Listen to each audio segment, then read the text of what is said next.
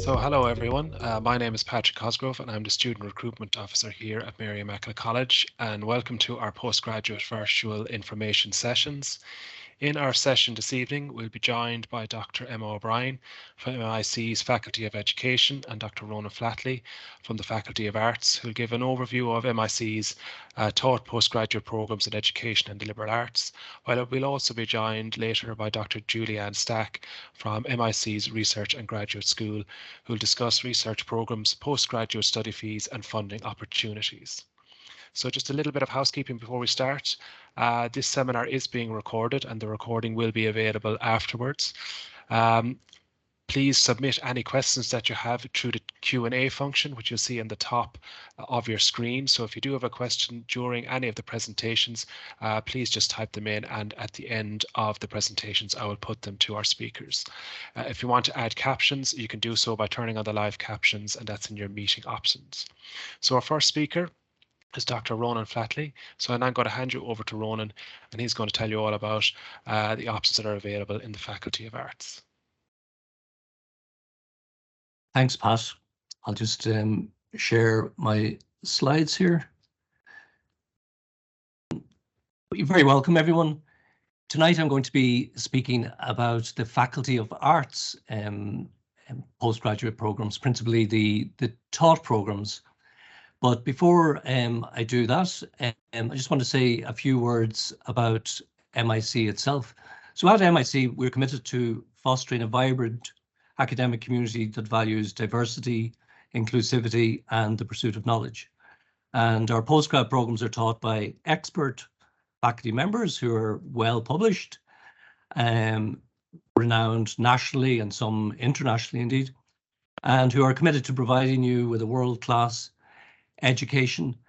And before I go into some more detail on the arts taught postgrad programs, I just mention to say a few words about our campus in Limerick, where most of the in-person teaching takes place.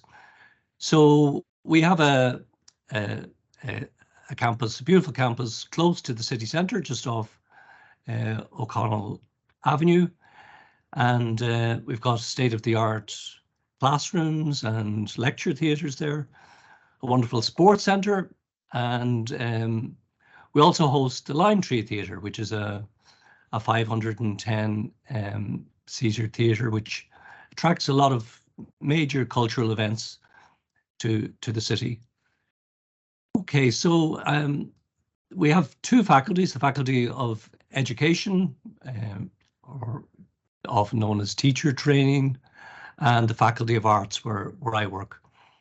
And our faculty offers a wide range of taught postgrad programs that are intellectually rigorous, hopefully highly engaging, and designed to produce highly skilled graduates who are both socially conscious and intellectually curious. And our staff members are renowned for their strong academic reputations, and indeed their dedication to teaching. So the range of taught programs, we have a certificate in leadership in Christian leadership and education. We've got various taught MAs, and we've got PhDs, so structured PhDs as well. And I'm going to talk a little bit more in more detail about the various ones. So this is the list of the taught programs we have. So the MA, the Máisteach sa Gaeilge, the MA in history. There's one in local history as well. There's the MA in modern English literature, that in media studies, the MA in applied linguistics, then the aforementioned certificate in Christian leadership in education, and indeed a master's in Christian leadership in education. And then at PhD level, we have two structured PhDs, one in applied linguistics, the other in contemporary Irish studies. And I'll come back to this again at the end, but it's also possible in many of our disciplines to do master's and PhD by research. Okay, so I'll start with the Mástreacht sa Gaeilge. So this actually is undergoing review at the moment, and it's envisioned that in September 2023, there will be a new version of this, which it will basically be a master's in leadership in language, culture, and community. The coordinator, I have there the contact being Dr. Brandon O'Cronin, but you can also contact the program coordinator, who is Dr. Roisin Ní Garvey. So it's envisioned to be a 1-year taught master's or 2-year part-time master's. And actually, I should say, it's possible to do it. It will be possible to do it fully online or indeed blended. Okay, and blended means a combination of face-to-face teaching and online teaching. Next, I want to come to the MA in history.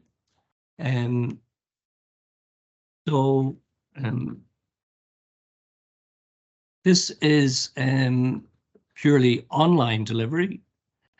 So it's a mix of live and pre-recorded online classes and tasks.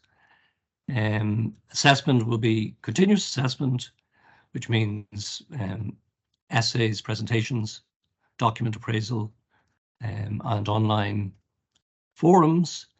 And over the summer, the student is expected to write a 20,000-word dissertation, so a major dissertation under the close guidance of an academic staff member. So this is a 1-year full-time program. Intake, like the majority of our postgrad programs, the application should be in by the 31st of May. There's also an MA in local history in conjunction with the University of Limerick, and this is in person, so an in-person mode. It's part-time, 2 years. The first year there will be lectures and seminars on campus in Mary Immaculate College or University of Limerick on Wednesday evenings for the 2 12-week semesters. Okay, so in order to find out if you're interested in either of those, the MA in history, which as I say is purely online, or the MA in local history, which is in person, please contact either Dr. Brian Hughes or Dr. Richard McMahon. Their email addresses are there. Next, we come to the MA in Modern English Literature, and again, this is purely online. So this is has been an extremely popular program over the past few years, and it's been made purely online in order to access a wider global audience, I suppose. To date, it's graduated 146 students, and 97% of them, believe it or not, have graduated with an honours MA. So this can be done either on a full-time 1-year basis or else on a part-time 2-year basis. The assessment will be essay, coursework, and minor dissertation. Again, closing date for application 31st of May. Please contact Dr. Eugene O'Brien, who coordinates this program. Next, media studies, another popular program. So for this again can be done on a 1-year full-time or 2-year part-time basis. It's on an in-person basis, and for more details on this, I'll ask you to contact Dr. Rosemary Day, who coordinates the program. Okay, next we have the MA in Applied Linguistics. So this can be taken either on an online or blended basis. Okay, so blended meaning combination face-to-face and online. What to say? Well, it can be done either on a full-time or part-time basis. So on the full-time, it's 12 to 16 months. On a part-time, it's 2 to 3 years. The student intake takes place in September and January.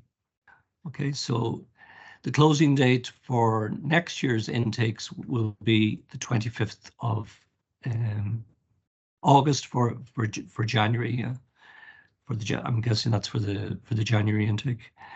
And the assessment is continuous assessment and major dissertation. So I'll ask you to contact Dr. Joan O'Sullivan for more details on that. Joan also coordinates the PhD in Applied Linguistics, and that's a structured PhD of 4-year full-time duration. Again, should contact Joan for the details on that. Next, we come to Christian leadership in education, and there are two possibilities here. There's a certificate and a master's. I just want to read you a note from the Arts Office. So the Arts Office is looking after these programs. Both are actually done on part-time basis. So just to give you an idea of what each program entails. So for the certificate, this program introduces students to key ideas, concepts, and principles that underpin the characteristic spirit or ethos of faith-based education. This is a 6-month part-time program, Saturday morning, Friday afternoon and Saturday morning, I believe. Again, the application deadline is the 31st of May. And the MA then, that's the master's part-time, so it takes 2 years, part-time basis. So this master's in Christian leadership in education is an innovative specialist program designed to enhance the development of leadership capacity in the primary and post-primary school sector. It helps to build much needed educational capacity, respond to the widespread desire for an authentic personal spirituality, and the widespread hunger for justice and inclusivity in Irish society. Okay, so there are two part-time programs in Christian leadership in education. Then we come to the structured PhD in contemporary Irish studies, coordinated by Dr. Eugene O'Brien. So this is delivered completely online and it aims to provide a suite of modules that are focused on contemporary issues in Irish society, politics and culture. The focus is on contemporary Irish studies and how specifically the study of a series of interdisciplinary and multidisciplinary areas of Irish experience can lead to a clearer understanding of the Ireland of today, which will be a baseline for the study of the Ireland of the future. The modules will be delivered by experts, all of whom have a track record in publishing in their respective fields. Okay, so just to talk briefly about the possibility to do postgraduate study at MIC by research. So what you see in front of you are the list of the academic departments within the Faculty of Arts. soon to be joined by business, actually. So you can see there you've got drama and theatre studies, English language and literature, French studies, Gaeilge, geography, German studies, history, mathematics and computer studies, media and communication studies, music, philosophy, psychology, and theology and religious studies. And it's possible to take masters by research in all of these departments. And in fact, in the majority of these departments, it's possible to do a PhD by research. So I guess the steps for that are finding common research interests, to find somebody within one of those departments who has similar research interest as yourself, and approach them, contact them. I suggest by email in the first instance. Okay, so as you can see, there's a wealth of possibilities, that whether you're interested in delving into the intricacies of the Irish language, or exploring the richness of history, either at national, international, local level, or let's say if you're interested in analyzing contemporary media, or gaining advanced knowledge in applied linguistics, the Faculty of Arts really has something for everyone. And for those interested in Christian leadership in education, we have those two part-time programs, I suppose, designed to facilitate working at the same time. So I suppose it's designed to equip students with the knowledge, skills, and values that they need to excel as leaders in the field.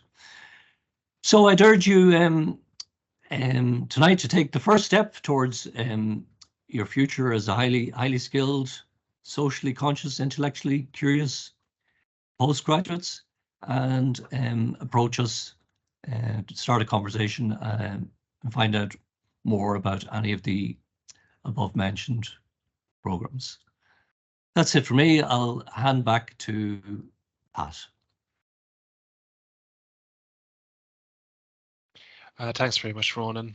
Great detail there on all the various programs that are available in the Faculty of Arts. Our next speaker is Dr. Emma O'Brien, and Emma will now look at the programs that are available in the Faculty of Education. Thanks very much, Pat, and thanks, Ronan. So I'll just upload my presentation too there. Hopefully it'll share and the right version will share. Is that okay? Yeah. Okay. Yeah, that's hi. fine. Thanks, Pat. So welcome everyone this evening. I'm just going to follow on from Ronan to give you a little bit more insight into postgraduate studies in education at MIC. And Ronan gave you a great overview of the college itself and the facilities there.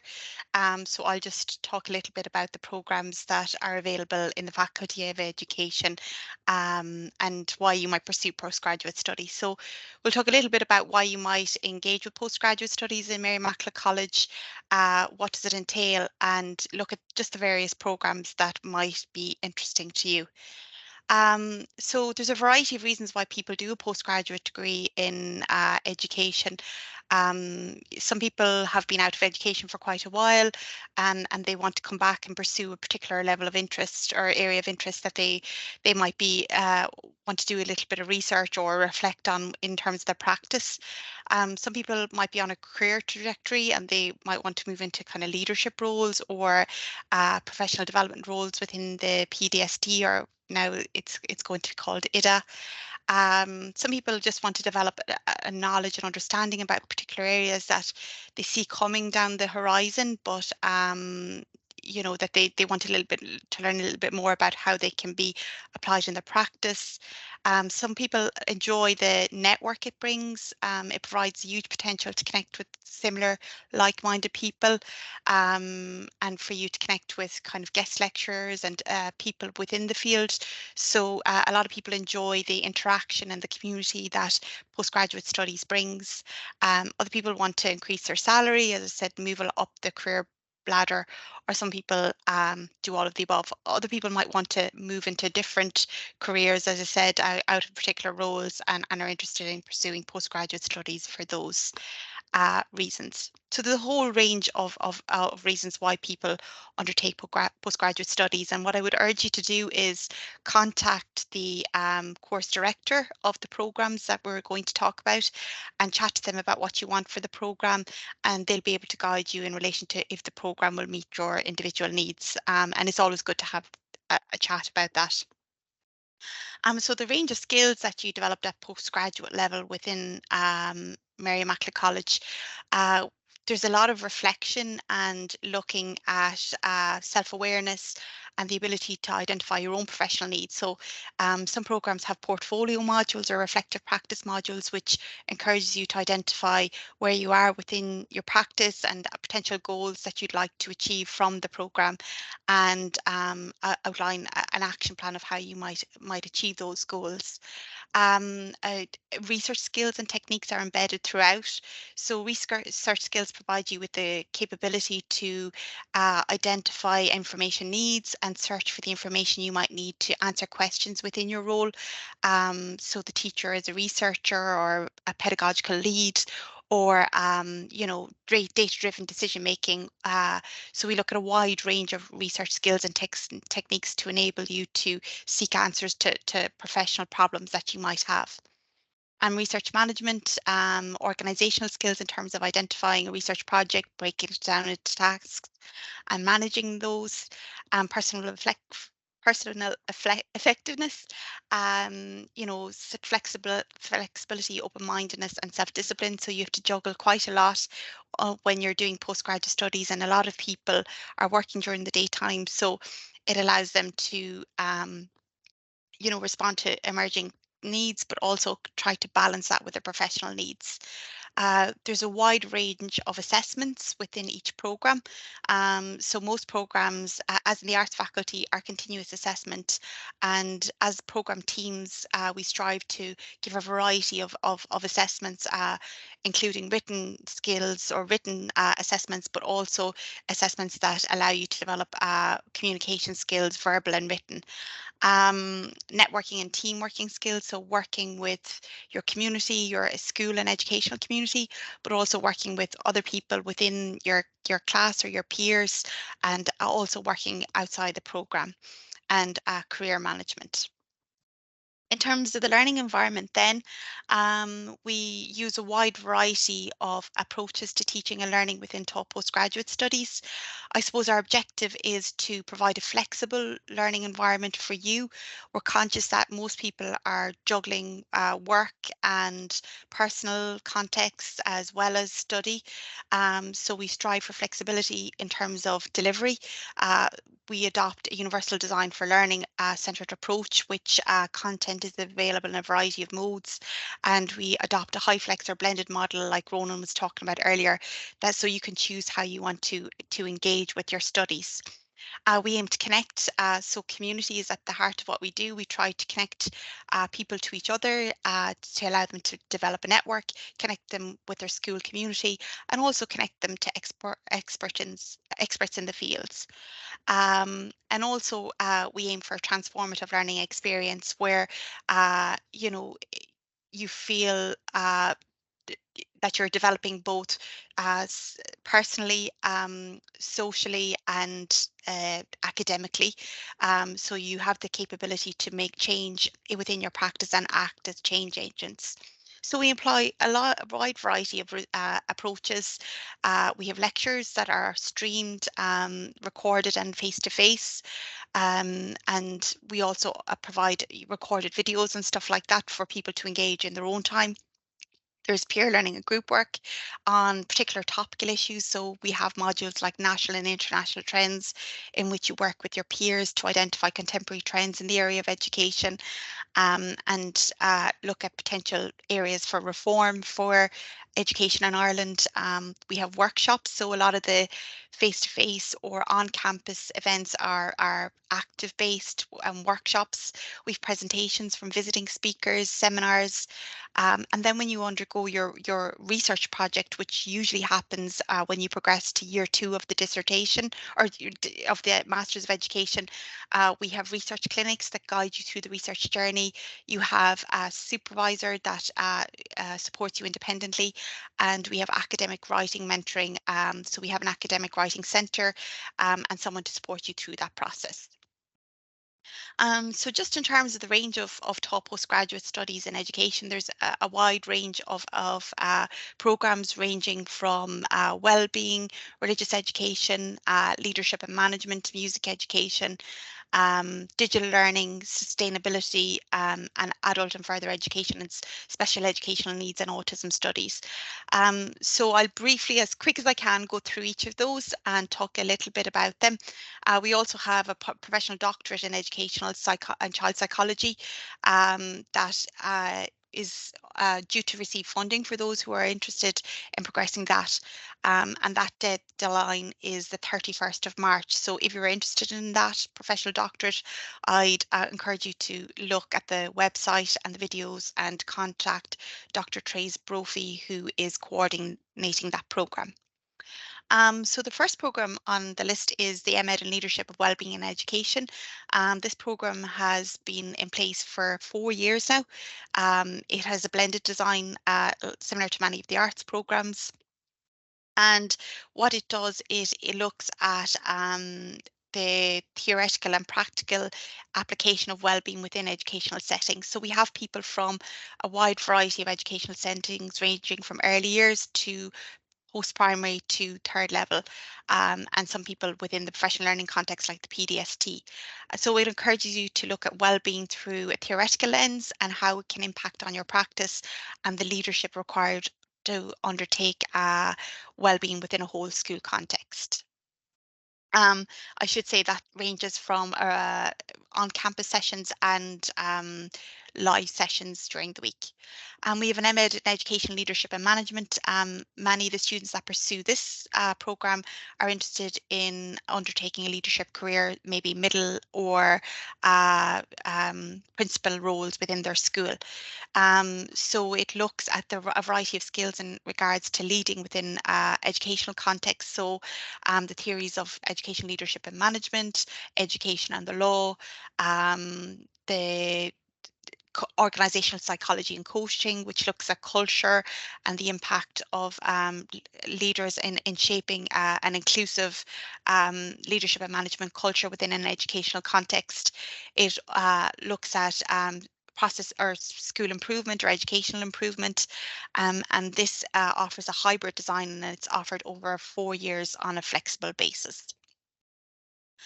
Then we have an MA in STEM that runs every second year, so it's due to have an intake in this September, and this is a 2-year part-time programme that looks at how to integrate science, technology, engineering and maths within the curriculum. It looks kind of like as a cross-curricular integrated approach, and it encourages people to become STEM leaders within the workplace. It's a really lovely programme. There's a lot of hands-on based activities and looking at how you can apply theory into practice again.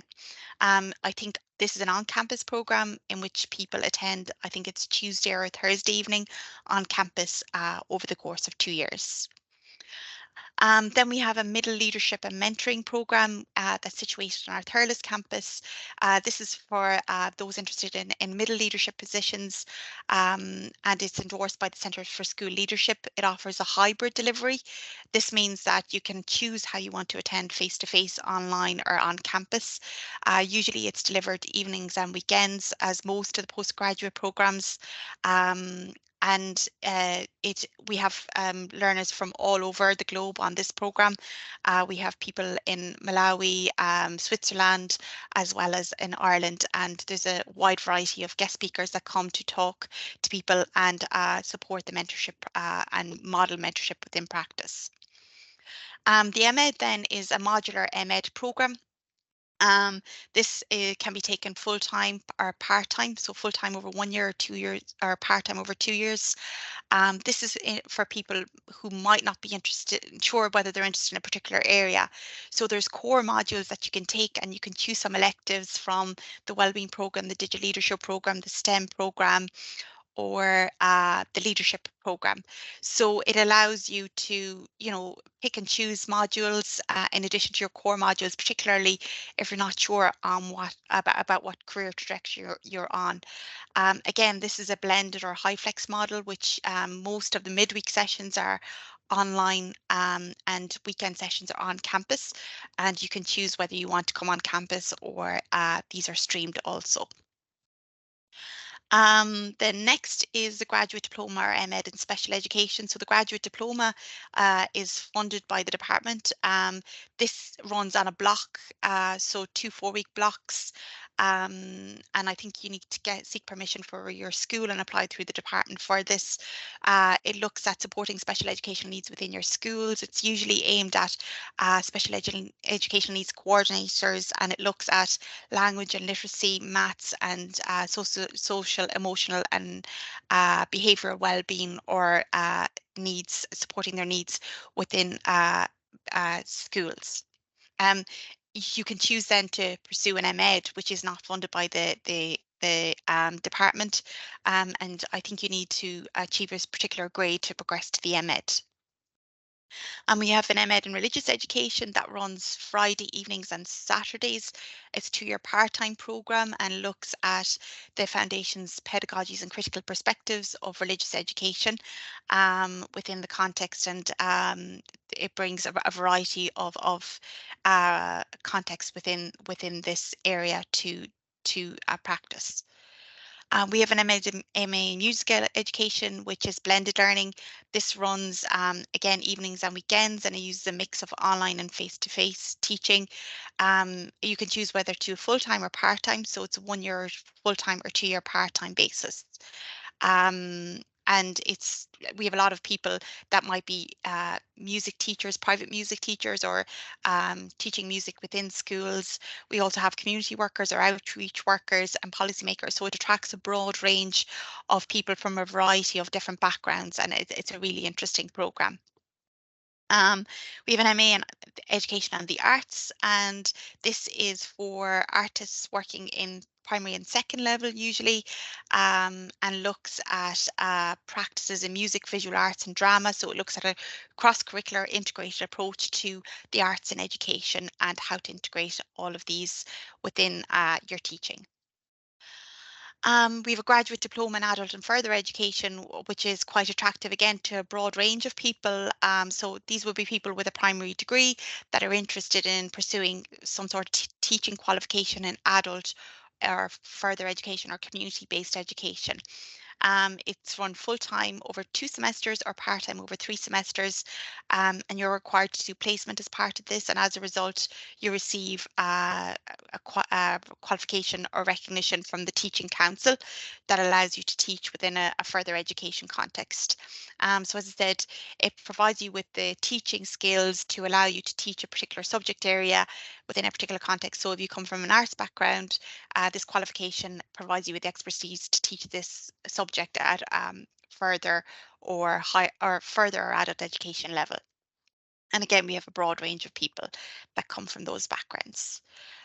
We have a certificate, diploma, and MEd in autism studies. Again, we have a wide variety of people that come to this course, ranging from parents with autistic children, occupational therapists, educational psychologists, teachers, special educational needs coordinators.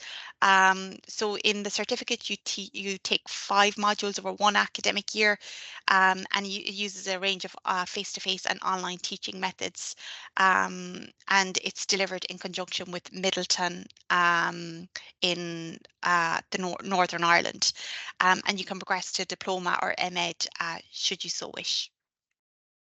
There's a graduate certificate in academic practice for all those who are interested in teaching in higher education. This is a reflective-based programme which encourages you to reflect on your practice, identify an area of investigation, and undertake self-directed professional learning in relation to making a change in your practice and evidencing it through a portfolio. This is largely online and, as I said, aimed at higher education teachers. We have on chatas, excuse my Gaeilge, the TTA programme. And basically this is for teachers within an Irish language context that are interested in developing their Irish language skills within the area, particularly with a view to teaching a particular subject area. It's a one-year certificate programme and Dr. Kari Nagluckskig runs this programme. She has a huge amount of expertise in the field. And again, it's about identifying areas for language improvement, building language competence within a particular subject area, and it's a broad range of expertise to draw on within the college. We have an MEd in Literacy Education, which is a 2-year part-time master's programme, and this is to do with developing leaders within the literacy context. There's a lot of collaboration with a university in the States on reading circles and looks at the nature of literacy in the 21st century. It looks at kind of a broad range of modes of literacy and approaches to literacy development, and it's delivered through blended learning approaches. We've the DEXB programme, the Professional Doctorate in Educational Psychology. As I said, this is due to be funded. There'll be notification soon, and the closing date is the end of March. And I would encourage you to contact Dr. Trace Brophy if you're interested in pursuing that. We have a certificate diploma and MEd in digital leadership and education. That's in its 2nd year of running.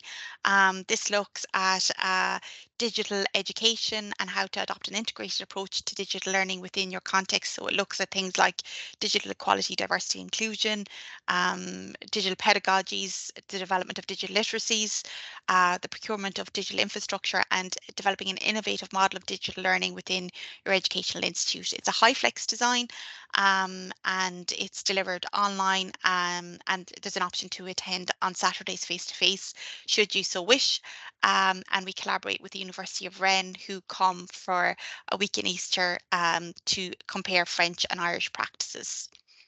We have an MEd in Education for Sustainability and Global Citizenship that was nominated for an award this year, and it's designed for those working in education across a range of sectors, preschool, primary and second level, and those working in non-formal. So it looks at climate change, biodiversity, migration, racism. It takes place every Tuesday evening and weekends. There's a lot of outdoor-based activities or field trips for teachers undertaking that programme. So the closing date for most of these programs is the 30th of May. Most of the application processes are on the program page. What I would do, if at all possible, is email the program coordinator for a chat. You know, those of you thinking about pursuing postgraduate study, it is good to chat about the program coordinator about what you want and just make sure it's the right program for you. If you can't get the program coordinator, you're more than welcome to contact me at emma.o'brien@mic.ul.ie and I'll get back to you or put you in contact with the program coordinator. But I would encourage you to do that as far as possible, just so you can ensure you're doing the right program for your needs, and we'll help you as much as we can. So thanks very much, and I look forward to chatting to you later, and I'll hand you back to Pat. Thank you. Thanks very much, Emma, for a very detailed I suppose presentation on all the various options there in the Faculty of Education. So anyone, if you do have any questions for Emma or for Ronan, our previous speaker, please do put them in the Q&A and I'll put them to both speakers at the end of the session. Our next speaker now is Dr. Julianne Stack, and she is from the Research and Graduate School here at Mary Immaculate College, and she'll discuss the various research programs, postgraduate study fees and funding opportunities that are available. So I'll now hand you over to Julianne. Thanks for that, Pat. And hello, everyone. I hope you're all keeping well on this lovely Tuesday evening. And thanks so much for joining us this evening. So as Pat said, I'm going to discuss postgraduate study at MIC, but really focusing in on how to apply. Can you see my slides there? Yeah, that's okay, Julianne. We can see them now. Brilliant. Thank you so much. So, as I said, fees, funding, on how to apply. So I'm going to go. Ronan and Emma have already discussed all the different types of taught programs at MIC, and I'm really going to focus on the research programs at the moment. But initially I wanted to just distinguish between the types of postgraduate study at MIC. So we have taught programs, they're usually at least 12 months of intensive full-time study, part-time over 2 years, but there's a whole variety of programs that are coming on stream all the time, and they have an awful lot of different modes and lengths. We also have a number of professional programs, and these facilitate entrance into a particular profession, and they are recognized by the official bodies within that profession. And our two main modes of this are the professional doctorate in educational and child psychology, which the graduates of this program are qualified educational and child psychologists, and this program is accredited by the Psychological Society of Ireland, and also our professional Master of Education for primary school teaching, and this is accredited by the Teaching Council. We also have research degrees, and these are more subject intensive than taught courses in that they have much more greater independence academically. And the two types of these, now the professional doctorate in educational and child psychology is classed as a research degree as well, but it also has a lot of taught elements. So our two main types of research programs are either a research master's or a PhD. And I'm just going to explain to you initially what actually is a PhD, because sometimes there's a little bit of confusion on that. So the term PhD, or Doctorate of Philosophy, it's an abbreviation of the Latin phrase Philosophiae Doctor. Excuse my Latin accent, but no one speaks it, so no one can correct me either.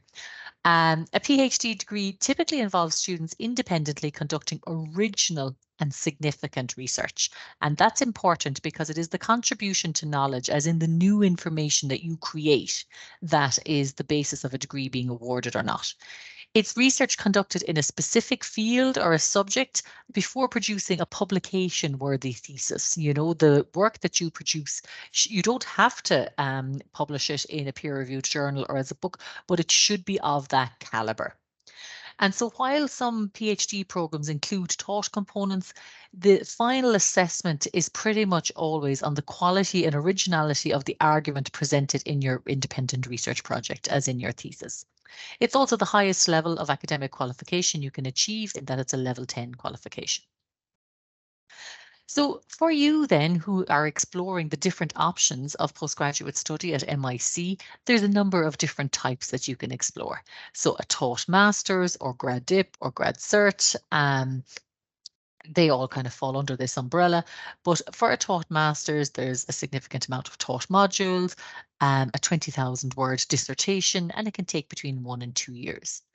A research master's, then, you are an independent researcher and you have come up with your own research questions. It's a 60,000 maximum word dissertation, and it normally takes around 2 years, maybe slightly more. The professional doctorate program, so this is a combination of taught modules, placements, a 30,000 word dissertation, which has a very specified format, and it's a 3-year program.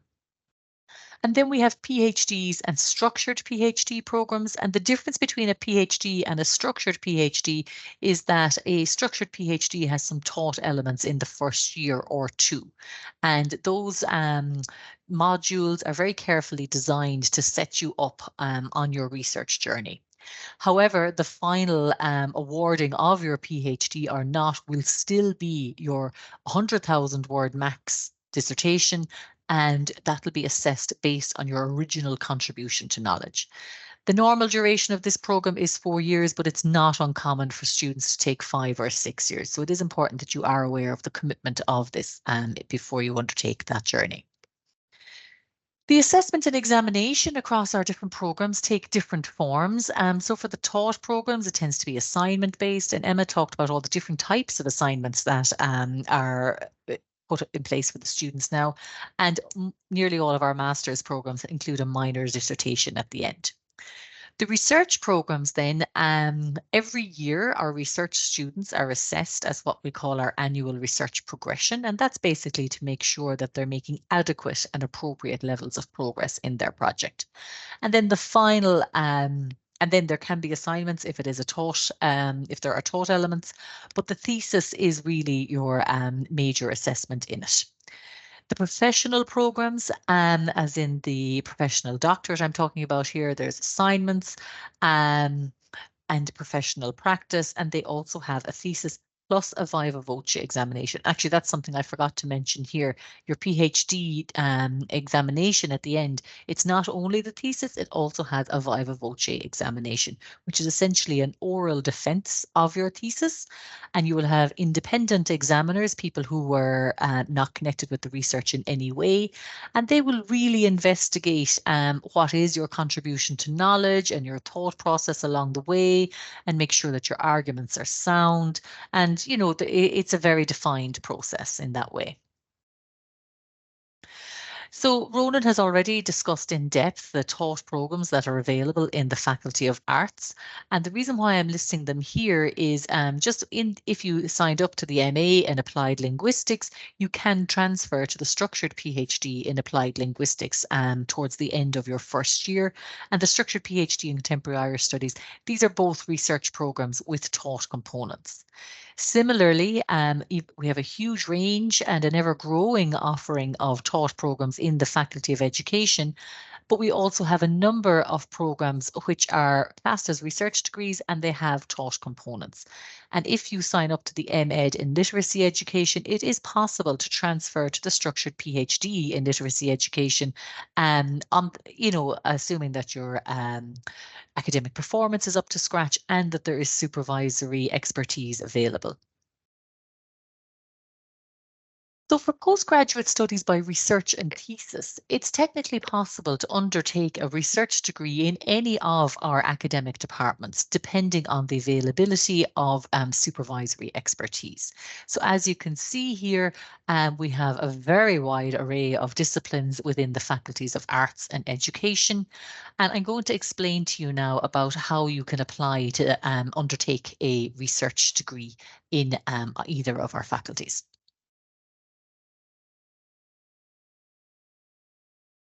I don't know what I've done here. Oh, excuse me. Okay, so how to apply. So all information is essentially on the MIC website, and this can be accessed in a number of ways, either from the main web page itself, from the study at MIC here in Postgraduates, from the faculty website. So this is our Faculty of Arts website. Again, you can get into the postgraduate offerings in this way, and under research as well. So we have the research and graduate school taught programs and the research programs. So there's a number of different ways in which you can get there.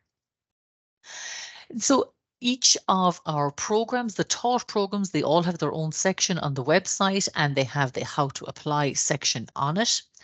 And once you kind of go into that section, then you will find the application form for taught postgraduate programs. As Emma and Ronan have both said, it's very advisable to contact the course leader and not only verify the program is running in September 23, but also to just make sure that all of your questions about the program are answered in advance of signing up on this, because the course coordinators of these programs, they tend to be hugely passionate about their discipline. They really care about these programs.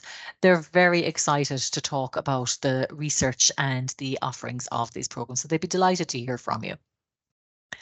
For the application process then for a master's degree or a PhD by research and thesis is quite different. While the taught programs have essentially just an application form, for a master's degree or a PhD by research and thesis, it's a little bit more complicated. So the first step is to ensure that you're eligible to apply. We'll talk a little bit more about the eligibility and entry requirements later on, but I think that's a really important first step. You also then need to identify a research topic or area that you'd like to research. And for this, you need to identify a question or a problem that you'll seek to address in your thesis. And it could be that you're going to investigate something that's been overlooked or misunderstood, or you might want to apply a new reading or interpretation to challenge or extend received readings or understandings. Or it could be that you have a research topic that hasn't been investigated at all.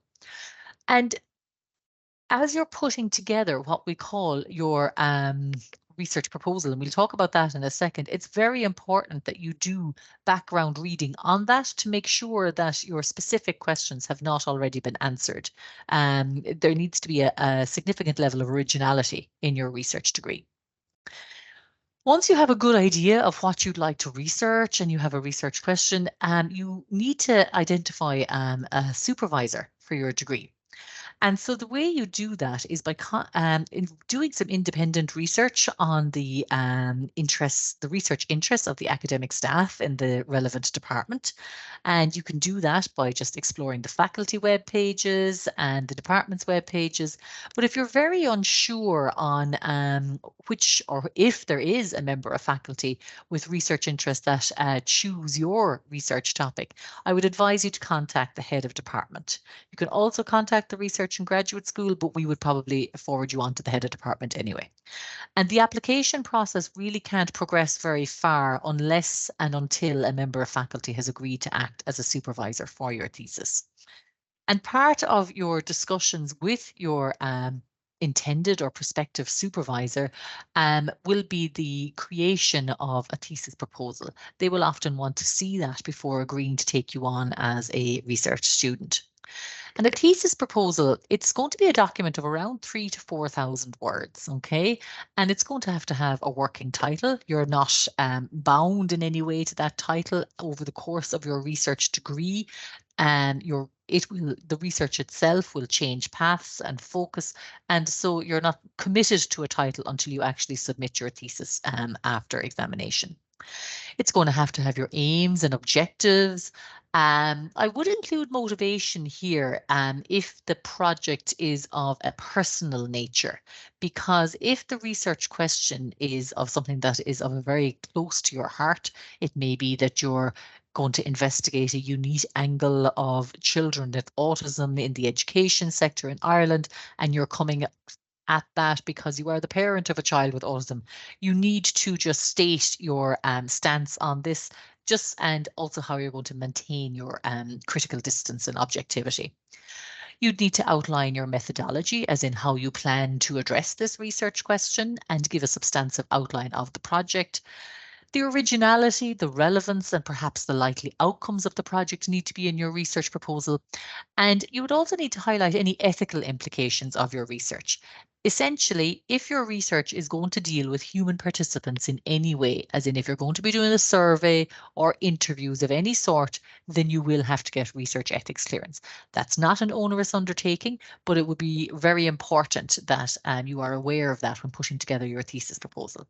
And also a relevant bibliography, because you'll need to reference the work that's already been done in your field to show and demonstrate how your work is going to be methodologically sound, and also how it's going to be original and novel. The almost identical application form to the taught postgraduate degrees is the one that you have to use is the postgraduate studies application for higher degrees by research. And it's going to be, there's very clear differences in the application form in that this asks you for a thesis proposal essentially, whereas the taught postgraduate degrees application form does not. So just make sure you're using the correct one.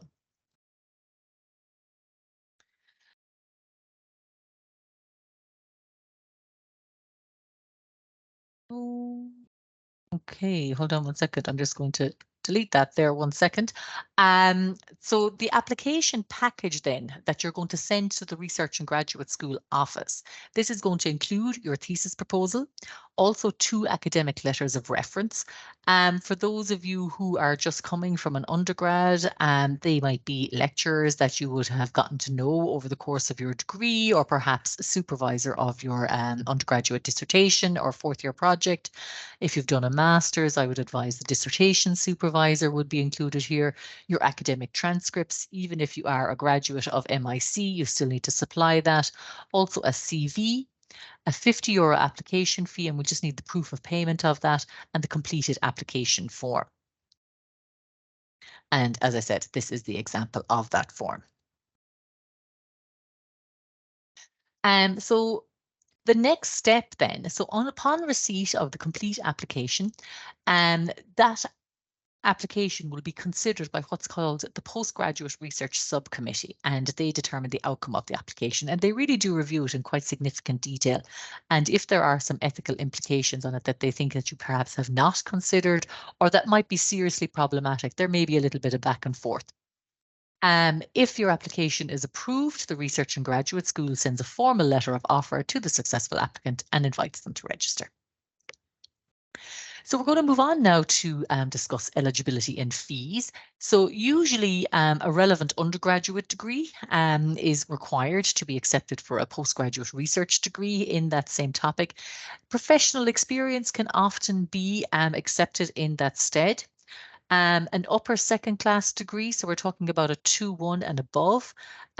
This can often be navigated if you have a grad dip or a master's qualification on top of it. So that makes up for it. So if you are graduating with a 2-2 this year or less, and that's absolutely fine, but it is your ambition to go on and do a PhD, I would advise that you do a taught postgraduate program first, because that will boost your application prospects.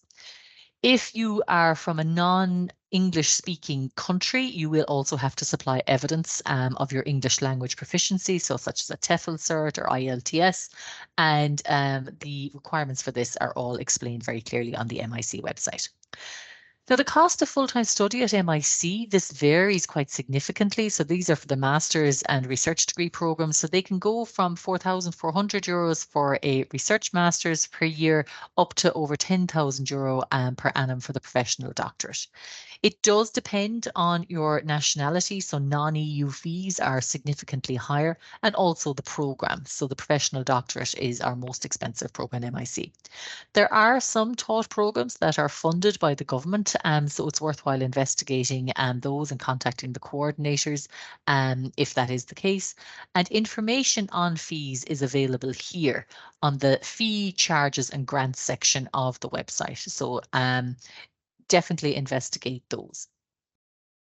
There are, so I'm going to move on now to the different supports and facilities for postgraduate students that are provided by MIC. So this is kind of more of the structural supports in this first instance. So the John Henry Newcomen campus, which is where I'm sitting this evening, this is a beautiful and refurbished building overfacing O'Connell Avenue, just across the road from the main campus. And for the research postgraduate students, as in those doing PhDs or research masters, you can apply to take up an individual study space in our study rooms. And we also have a really lovely basement computing space for all of our postgraduate students as well. So this is the building here, and we have a lovely seminar room upstairs for research events. The other supports that we have is, so the Research and Graduate School itself is a major support structure for our research postgraduate students. So we oversee and facilitate all the academic progression and thesis examination processes. We also do a significant amount of research skills training, and this can be from things like professional development, of preparing for conferences or getting published in peer-reviewed publications, to career development things on planning for life after your PhD, and also academic processes. So we do seminars on preparing for progression and surviving the viva, and they happen pretty much weekly on Fridays during the teaching weeks of the semesters. We also give a significant portion of time mentoring our postgraduate students or prospective postgraduate students on funding applications, example for the Irish Research Council or from the Fulbright Commission. MIC also have a significant amount of financial supports for our postgraduate students. Now, a huge amount of these are for our research students, for example, the Conference Travel Fund, and there is also postgraduates merit awards and departmental assistantships. And those awards can be applied for before you are accepted as a postgraduate research student at MIC and also during the programme itself. There's also significant numbers of fee reductions for first-class honours degrees, MIC. That's also known as the President's Scholarship. I'm just going to talk you through some of our postgraduate funding support schemes. So MIC, if you are an MIC graduate or you will be an MIC graduate, there are a significant number of undergraduate achievements awards. So the MIC President's Scholarships and Gold Medals, Kieran Burke Memorial Award, which is for graduates of the BEd in Education and Psychology, the Pater Kremen Fellowship, which is the BEd graduate only awards for excellence in teaching, and the Bonaventure Trust Award. So you need to be an MIC student who's graduating near the top of their class to avail of a lot of those. And you'll be offered it in the post. It's not something that you necessarily apply for. We then have the MIC Postgraduate Merit Awards. These are, and I'll talk a little bit more about these in detail as well further on. So the Doctoral Award, Doctoral Studentship, Postgraduate Studentship, and Departmental Assistantships. There's also other occasional departmental scholarships depending on whether funds are available. And MIC is also beginning to offer a significant number of annual sports scholarships as well. So I mentioned just a little bit before there on the President's Scholarship. And so this is awarded to students who graduate with a first-class honours degree from their programme from MIC, and it essentially offers a fee reduction for up to 2 years for graduate diploma, taught masters or research masters. And if you transfer to a PhD programme with a President's Scholarship, it applies for the first 2 years of that programme totally. So moving on then to the MIC Postgraduate Research Merit Awards. So I mentioned these earlier. So these are the Doctoral Award, the Doctoral Studentship, and the Postgraduate Studentship. Oh, I apologize, I haven't updated these here, but the terms for this year are exactly the same. They're going to be a fee waiver, and that's for both EU or non-EU fees, plus a stipend of €12,600 per annum.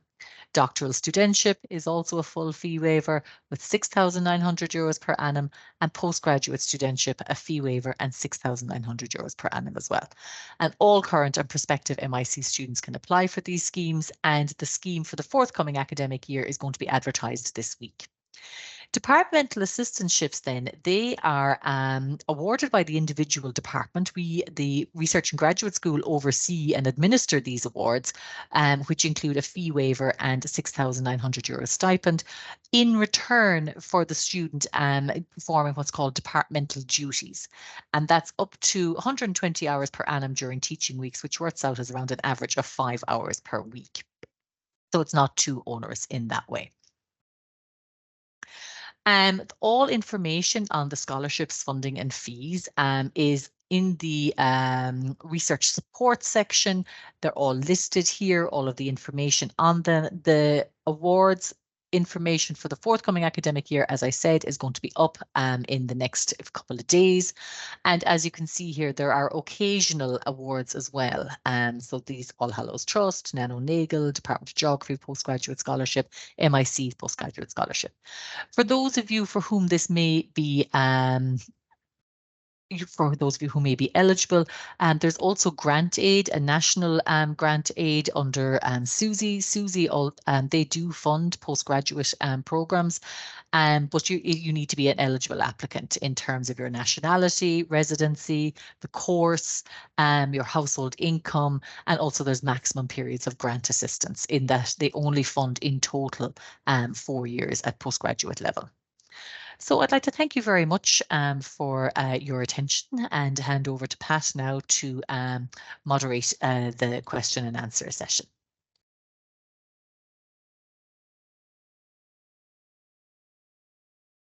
Thanks very much, Julianne, there for an excellent overview of all the different options available there.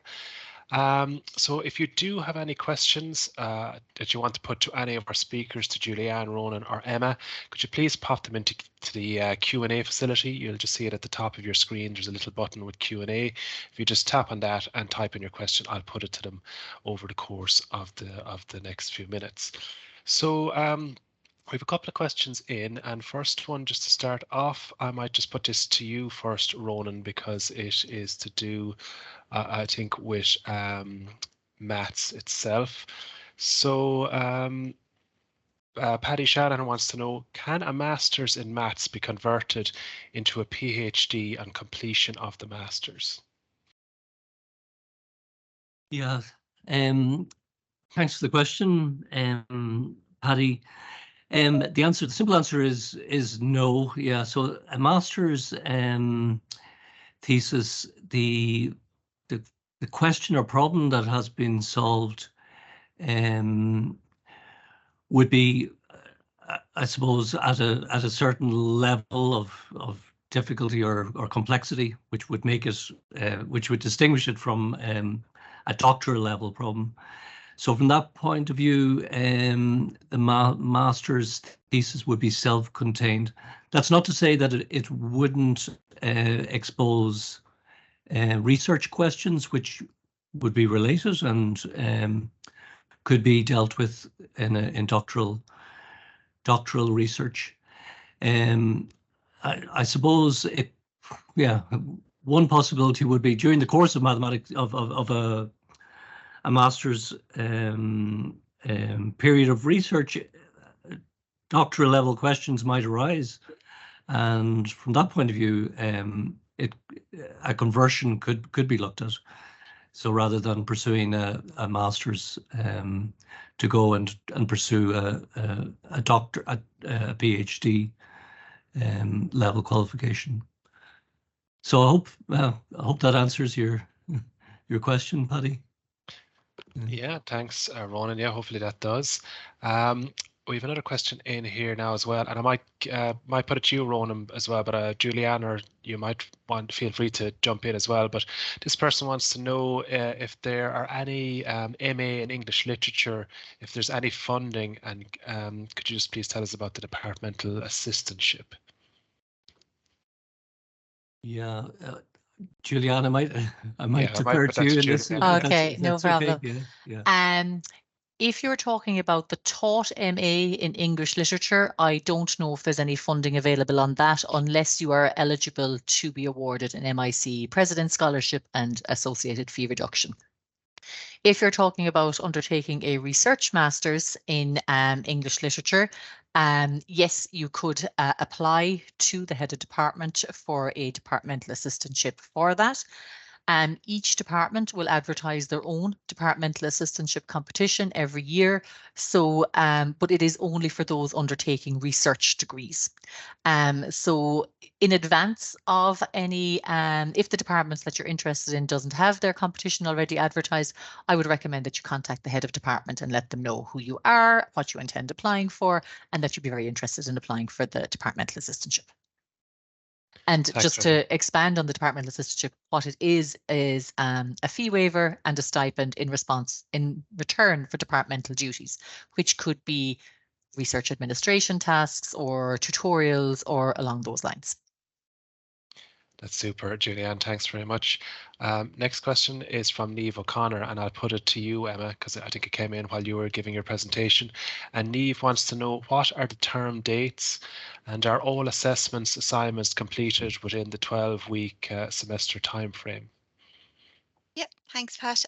So the term dates are the first week in September to the first week in December, and then the end of January to approximately the middle of April. If you're doing part-time MED, and that would be the first year of the programme, and all assessments are completed within the 12-week time. If you're doing a dissertation, that extends over the summer months, so you will be submitting your dissertation the first week in August. So the dissertation is outside those timeframes. So if you're doing a part-time, the full-time first year, the assessments are within the timeframe, and then the dissertation is over the course of 15 months. Or not, 11 months, sorry. Okay, thanks very much, Emma. And there's a couple of more Faculty of Education questions. I'll just put them to you now as well. Let me see, Aoife O'Dowd. She's wondering, Emma, is it necessary to conduct research, produce literature, sorry now, I'll just get it again, produce literature and or attend conferences ahead of applying for the doctorate in educational psychology, or would it simply enhance your application? Julianne, you might know a bit more, or pop in. I think it would enhance the application, but Yeah, would you sorry, have a bit more? maybe. Yeah, no, it's okay, Pat. It wouldn't be required, but yes, it would certainly enhance your application. So if you are already undertaking a master's or whatever, then take advantage of any opportunities to do that. So like a master's dissertation, that'd be producing your literature. If it's possible to write that up as a paper with your master's dissertation supervisor, I would recommend that. There are a number of different conferences that are out there that are aimed at postgraduate students, and it would really be a good idea to present your master's research at those if where possible. Okay, thanks very much, Julianne. And I'll just put this next question to you, Julianne, as well, but Ronan or Emma, feel free to jump in as well. This person, Chibuzer Joseph, they moved into Ireland in 2019 and did an MSc, and they want to know, do I still need to write another IELTS or English language test? Perhaps that's something maybe they need to contact the admissions office about directly. Yeah, you did your MSc in Ireland, Chibuzer, I'm guessing there. The international office, would it, Julianne? Not necessarily, because the international students who are non-EU applying for research degrees, they come through the Research and Graduate School, not the international office.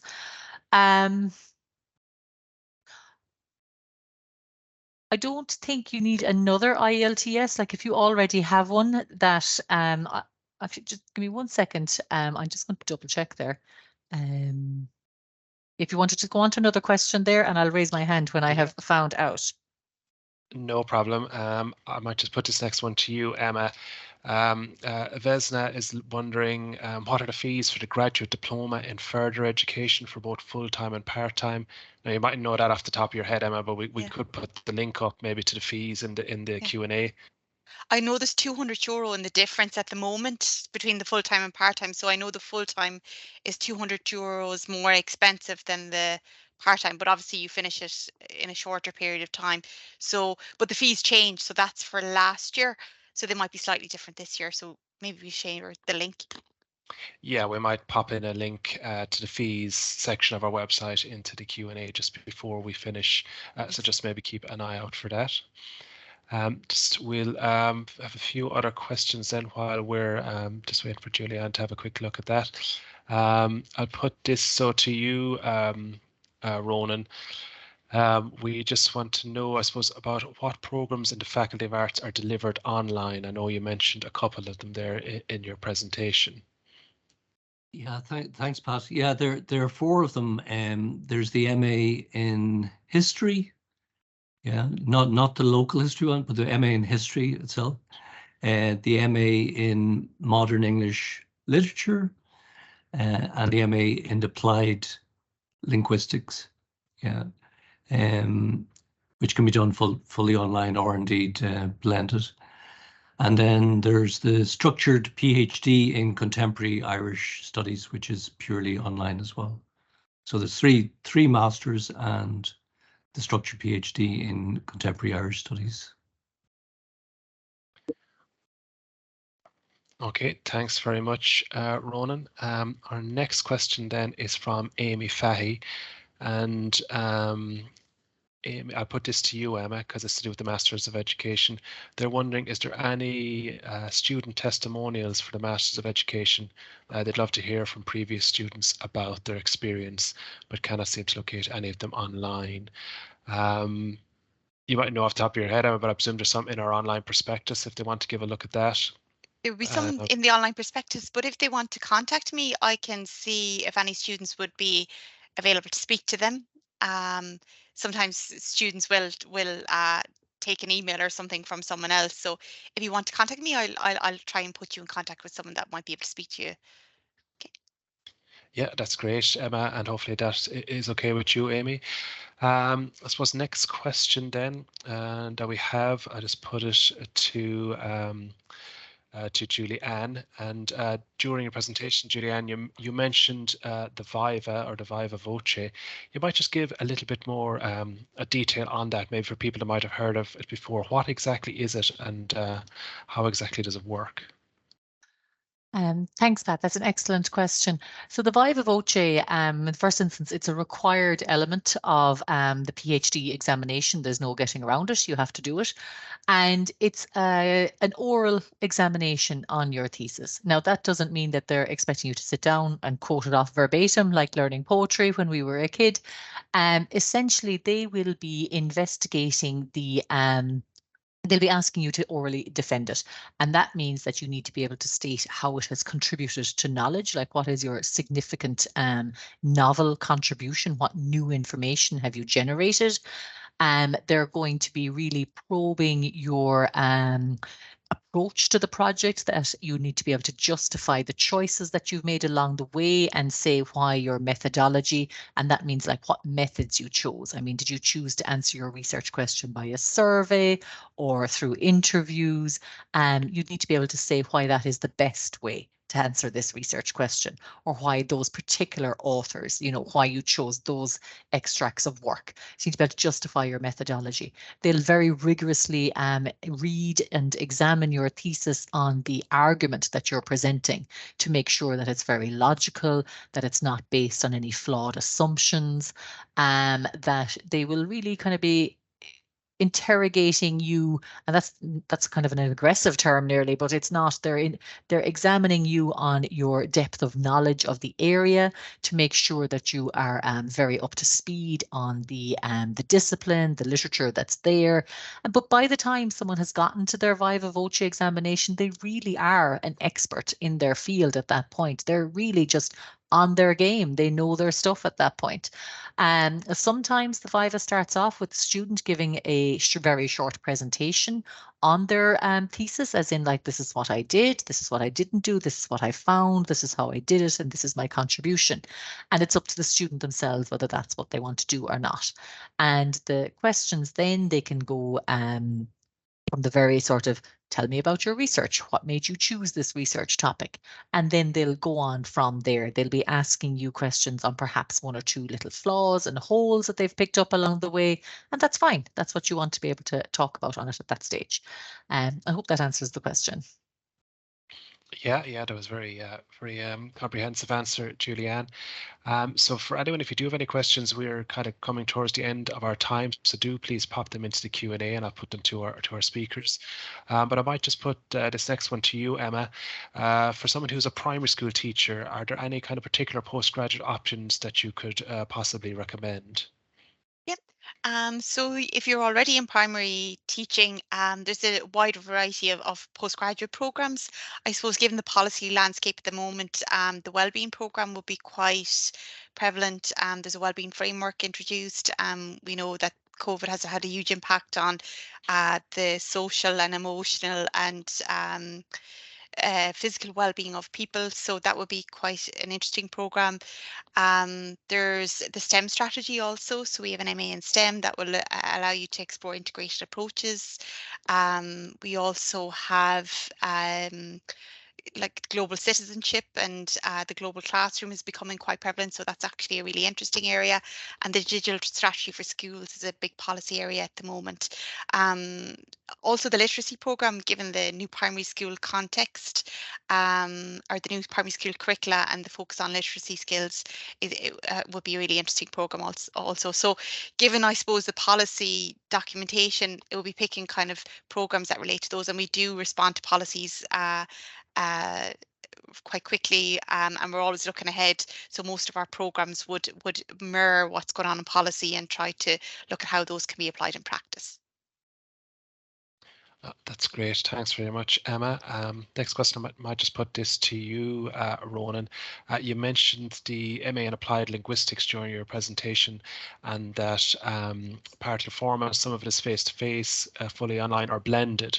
So you might just explain what exactly is the blended format? Yeah, so blended, well, it simply means it's a combination of in-person or face-to-face and online.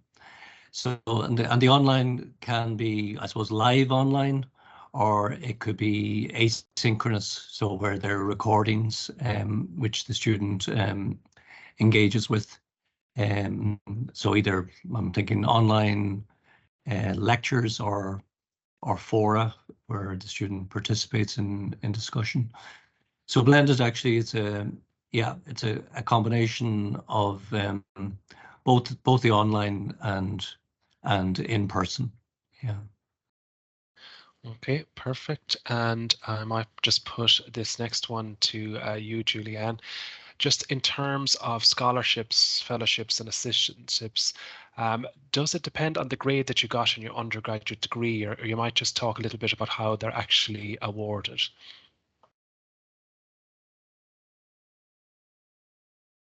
You're on mute, Julianne, just there.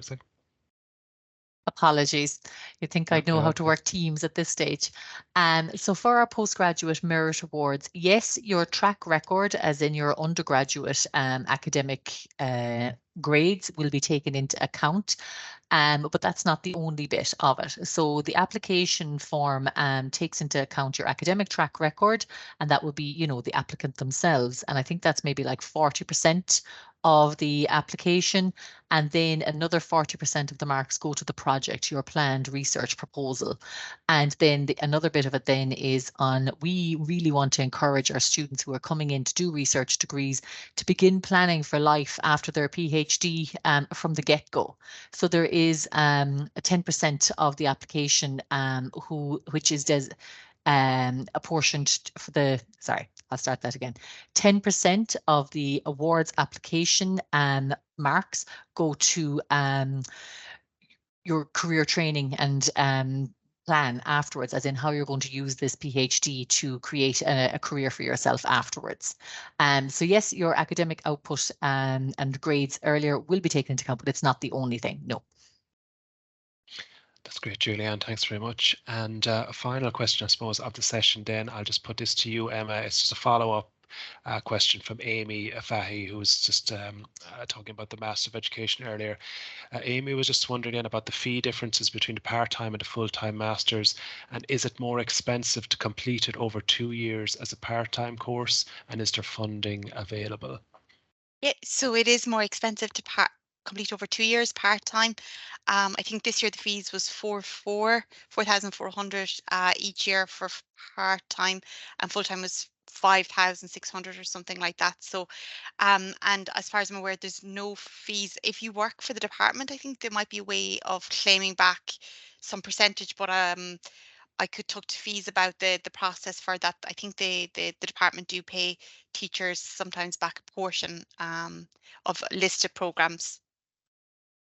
Okay, thanks very much, Emma. And the link for our fees page is up in the chat function there, just on your screen. And if you want to just check it out on our website as well, even if you just type in fees into the search function on the Mary Immaculate College website, it'll bring you to our fees page anyway. You'll be able to get all the different information about various program fees there. So I'd just like to finally thank our speakers tonight, Julianne, Emma and Ronan, for I think a wonderful overview there of the programs available in Mary Immaculate College. And that does bring this session to a close, and I'll just finish with thanking our speakers again. So thanks everyone for joining us this evening, and hopefully we'll see you again in the future.